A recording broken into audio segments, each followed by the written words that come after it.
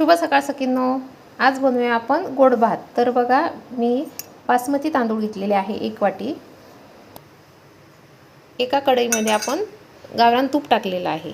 आता त्यामध्ये थोडीशी शोप टाकायची आहे आणि खोबऱ्याचे तुकडे थोडेसे भाजायचे, फार नाही भाजायचे। आता यामध्ये आपण हे तांदूळ टाकणार आहे, हे पण यामध्ये थोडे फ्राय करायचे।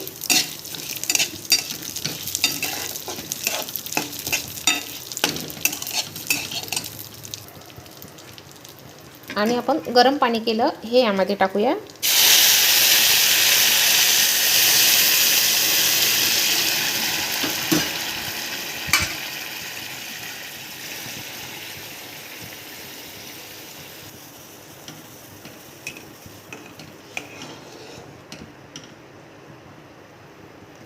आणि मीडियम गॅसवर आपण एक 5 मिनिटं शिजू देऊया।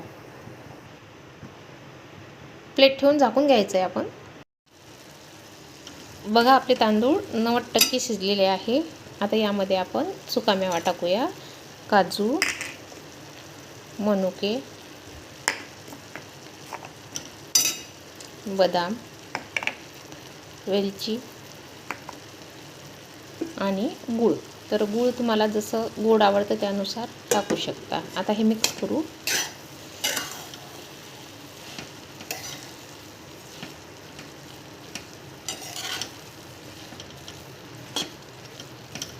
आणि एकदम कमी गॅसवर 5 मिनिट शिजू द्यायचं आहे।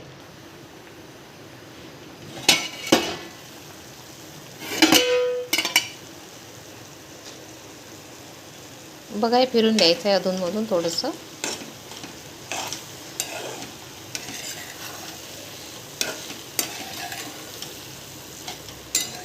गूळ पूर्ण विरघळला आपला।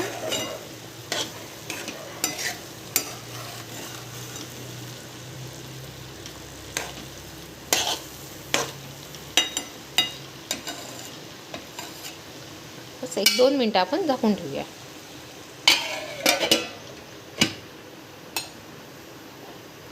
गॅस बंद करते।